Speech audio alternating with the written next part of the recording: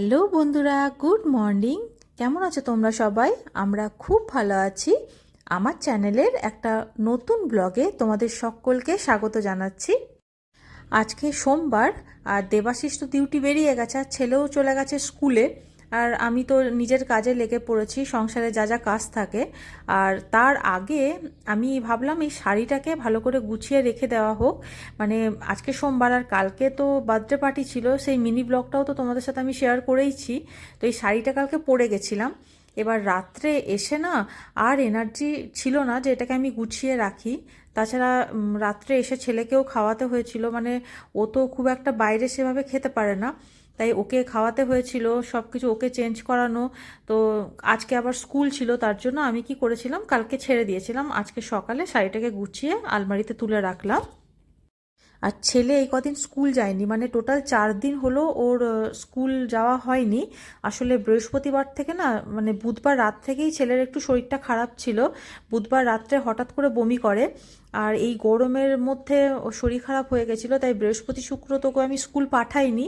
আর জ্বরও ছিল গায়ে, তার জন্য ওই দুদিন তো যায়নি। আর শনি রবি তো এমনিও ছুটি থাকে স্কুলে, তো সেই জন্য ও 4 দিন টোটাল ছুটি হয়ে গেছিলো।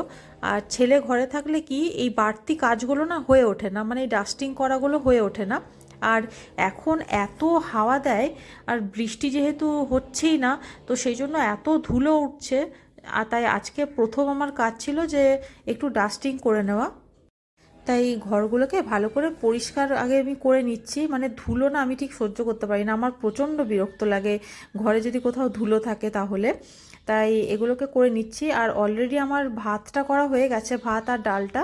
কারণ আজকে ছেলেকে একটু ডাল ভাত খাইয়েই আমি স্কুলে পাঠিয়েছিলাম, যেহেতু ওর শরীরটা ভালো ছিল না, তাই দুধের কিছু খাইয়ে আমি ওকে পাঠাইনি। আর এই যে এবার আমি বেডরুমে চলে এসেছি, আর কি যে নোংরা করে রাখে আমি যে কি বলবো, বেডটার তো অবস্থা খারাপ আছেই, ওটা তো পরিষ্কার করবোই। আর এই যে কালকে আমার ওই 3-4টে ক্রিম এসেছিলো, লিপস্টিক এসেছিলো, তো ওই প্যাকেটগুলোকেও আমাকে ফেলতে দেয়নি, ও গুছিয়ে রেখে দিয়েছে। আর এগুলো যদি আমি ফেলে দিই তাহলে ওর হয়ে গেল, কিন্তু এসে আবার কাঁদতে শুরু করে দেবে। আর ওর এই জায়গাটাকে, মানে সারাদিনের মাথায় যে 3 থেকে 4 বার আমাকে ওর গাড়িগুলোকে এইভাবে ভরে রাখতে হয়, আর ও ঠিক ওইভাবে আবার নোংরা করে দেবে জায়গাটাকে। আর সেদিন তো মজার চরম একটা ঘটনা ঘটেছিল, মানে ও স্কুলে গেছিলো, তো এবারে ও 3-4টে খেলনা ভেঙে গেছিলো, তো আমি ভাবলাম তো ওগুলো ফেলে দিই। এবারে ভাবি কাজ করতে এসেছে, তো আমি ভাবিকে বললাম যে তুমি যখন নিচেতে যাবে তোর খেলনাগুলোকে ডাস্টবিনে ফেলে দিও, পুরো ভেঙে গেছিলো। এবার ও কিন্তু একটা ভাঙা খেলনাও ফেলবে না, ও সবটা রেখে দেবে। এবার আমি ফেলেছি, আর ভাবি আমরা কি করেছে, ডাস্টবিনের ওপরে খেলনাগুলিকে সাজিয়ে রেখে দিয়েছে। এবার আমি যখন ওকে স্কুল থেকে আনতে যাচ্ছি, তখন কিন্তু আমি অতটা লক্ষ্য করিনি যে ডাস্টবিনের ওপরটাতেই ওই খেলনাগুলো রয়েছে, কারণ আমি দেখতে পেলে তো ওগুলোকে ডাস্টবিনের ভেতরে ফেলে দিই, নিচের যে ডাস্টবিনটা আছে বড়টা। এবারে আমি ওকে নিয়ে এসেছি স্কুল থেকে, আমি যতক্ষণে স্কুটিটা স্ট্যান্ড করাচ্ছি, দেখছি ও দুরন্ত ওইদিকে ওর চোখ চলে গেছে, নিয়ে আমাকে বলছে মা এগুলো তো আমার খেলনা। আর আমার তখন মাথায় হাত, আমি বলছি না না, এটা তোমার তো নয়, এটা তো পাশের ইউগের খেলনা। বলছে না, এটা আমার বাস, আমার গাড়ি, তো তুমি কেন ফেলেছো? সে ওইটার পেছনে 2 ঘন্টা টাইম আমার গেল, মানে ওই কান্না যে তুমি কেন ফেলে দিয়েছো, ওকে বোঝাতে বোঝাতে আমার অবস্থা খারাপ হয়ে গেল। তোমার ভাবি আসার পরে আমি বললাম যে তুমি এটা কি করেছিলে, তোমাকে আমি ফেলতে বলেছিলাম, তুমি ওপরে কেন সাজিয়ে রেখেছিলে। আর এই যে এরপরে আমি বেডটাকেও একটু পরিষ্কার করে নেবো, বিছানার চাদরটাকে ঝেড়ে নেবো। আর সারাদিন আসলে ওই বেডের মধ্যে খেলনাগুলোকে পারবে এই সেই, তো বেডেও খুব ধুলো ময়লা জমে যায়, তাই আমি চেষ্টা করি ভাবি এসে ঝাড়ু দেওয়ার আগে আমি বিছানার চাদরটাকে ভালো করে ঝেড়ে নিই, তাহলে কি ভাবি ঝাড়ু দিয়ে দিলে একদম পরিষ্কার হয়ে যায়। তো ব্যাস, এবারে আর আমি এই রুমের জানলাটা আগে না রোজ খুলে দিতাম, কিন্তু এখন যবে থেকে এই গরমের মানে তাপটা প্রচণ্ড বেড়েছে, তবে থেকে কিন্তু আমি রোজ খুলি না। মানে আমার তো ওপরতলার কোয়ার্টার, তো এমনিতেই গরম হয়, কিন্তু এই জানলাটা যদি একটু বন্ধ করা থাকে তাহলে তো গরমের প্রভাবটা একটু কম থাকে। তো ব্যাস, আর আর আজকে আমার একটা এক্সট্রা কাজ ছিল, সেটা হলো এই গাছটাকে পোতা। আসলে দেবাশিস কালকে ওর আমাদের স্কুটিটাকে সার্ভিসিং করাতে নিয়ে গেছিলো, তো ওই নার্সারি থেকে না 2টো বেলি ফুলের গাছ এনেছিল। আমি ওকে বলেছিলাম যদি পাও তো এনে দেবে, তো এনেছিল, তো আজকে একটা বসিয়ে দিই। আর এইখানে যে বেলি ফুলের গাছ পাওয়া যায় আমার কোনো আইডিয়াই ছিল না, আমি ভাবতাম হয়তো পাওয়াই যায় না। তো দেবাশিস বললো যে না, পাওয়া যায়, তো যদি পাই তাহলে আমি এনে দেবো, তো 2টো এনে দিয়েছিল। আর এই যে আমি আজকে একটা বসিয়ে নেব, আর একটা কাল বসাবো। আসলে টাইমের খুব কম, মানে গাছ বসাতে এগুলো নোংরা হয়, তো তো খুব টাইম যায়, তো সেই জন্য দুটো একসাথে বসাইনি, আজকে একটা বসাবো কালকে একটা বসাবো। আর আমার ব্যালকনিটাতে না গ্রীষ্মকালের ওই কোণের দিকে সকালের রোদটা আসে, তো এটাকে আমি কোণার দিকে রেখে দেবো, তাহলে ফুলগুলো বেশ ভালোই হবে। আর আমার না গাছের প্রচুর শখ, মানে আমার গাছ লাগাতে, বাড়িতে গাছ রাখতে আমার প্রচুর ভালো লাগে, গাছেতে যত্ন করতে। আর এই গাছগুলোতে যদি একটা নতুন ফুল আসে বা একটা পাতাও আসে না, তো প্রচণ্ড ভালো লাগে। আর ছেলেটা কি আগে পাতা ফাতাগুলো ছিঁড়ে দিত, কিন্তু এখন ও বড় হয়েছে যেহেতু, ও বুঝতে শিখেছে, তো ও জল দেয় গাছে। তো যাই হোক, এই কাজটা করে তাড়াতাড়ি আজকে রান্নার দিকে আসবো। আর আজকে একটা অন্য রকমের, মানে সিম্পল একটা গরমের রেসিপি আমি করছি, তো ভাবলাম তোমাদের সাথেও শেয়ার করি। তো দেখো, আমি আগে এইভাবে বেসনের একটু বড়ার মতন করে দিয়েছি। এই বেসনটাতে আমি শুধু দিয়েছি বেসন আর অল্প একটু হলুদ, একটু নুন দিয়ে বেসনটাকে ভালো করে মেখে নিয়েছিলাম। আর এইভাবে ছোট ছোট পকোড়ার মতন করে ভেজে নেব। আসলে আমার বাবা না একদম পোস্ত পছন্দ করে না, মানে একদমই খায় না পোস্ত। তো গ্রীষ্মকালে তো ঝিঙে উঠতো, এবারে ঝিঙে মানে ঝিঙে দিয়ে আলু দিয়ে পোস্ত হবেই বাড়িতে। আর ওইটা হতো আমার মায়ের আর আমার দিদির জন্য, কিন্তু বাবা যেহেতু একদম পোস্ত খায় না, তার জন্য মা এইরকমভাবে বাবার জন্য ঝিঙের তরকারি করে দিত। আর এটা আমাদের জন্যও থাকতো আর কি। এই তরকারিটা না এত ভালো লাগতো খেতে। আর এই তরকারিটা মা পুরো একদম নিরামিষ করতো, শুধু লাস্টে একটু ঘি গরম মশলা দিয়ে দিত। গ্রীষ্মকালে অসাধারণ লাগতো, একদম সিম্পল। তো দেখো কড়াইয়ের আমি তো পকোড়াগুলো ভেজেই নিয়েছি, আর কড়াইয়ের মধ্যে প্রথমে সর্ষের তেল দিয়ে নিয়েছি।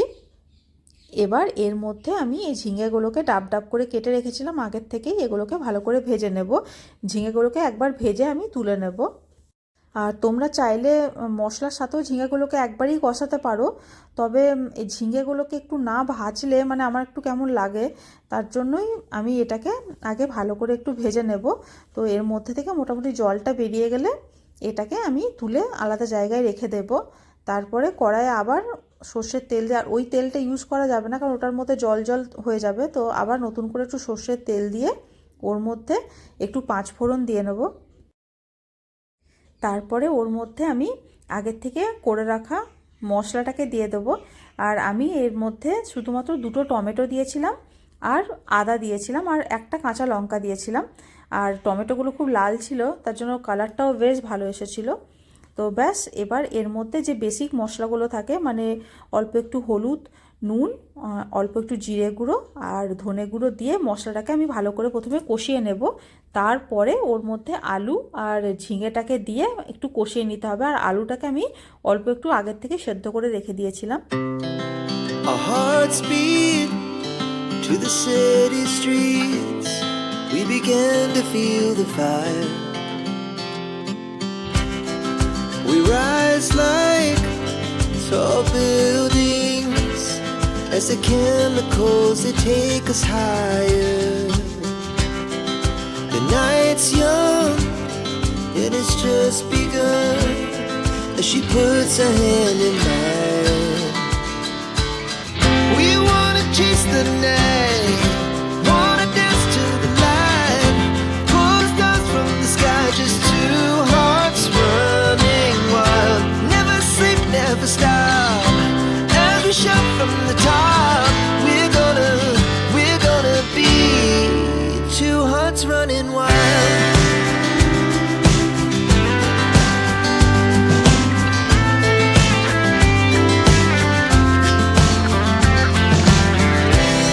Now the morning is the afternoon. We lay awake in bed. The laugh so loud as the hours pass. We're gonna do it all again. We wanna chase the night, wanna dance to the light, pull stars from the sky, just two hearts running wild. Never sleep, never stop, as we shout from the top. We're gonna be, we're gonna be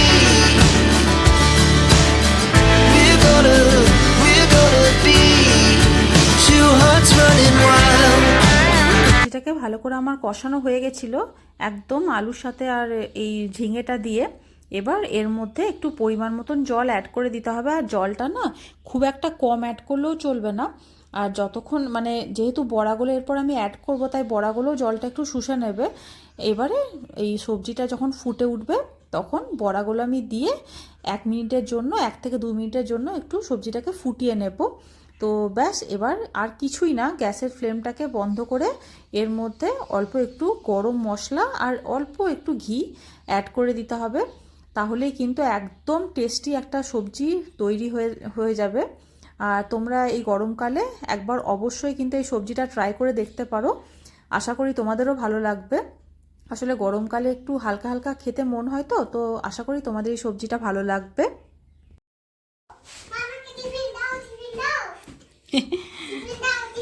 হ্যাঁ, নাও খেয়ে নাও। আস্তে আস্তে বেটা, আস্তে। ভালো লাগে?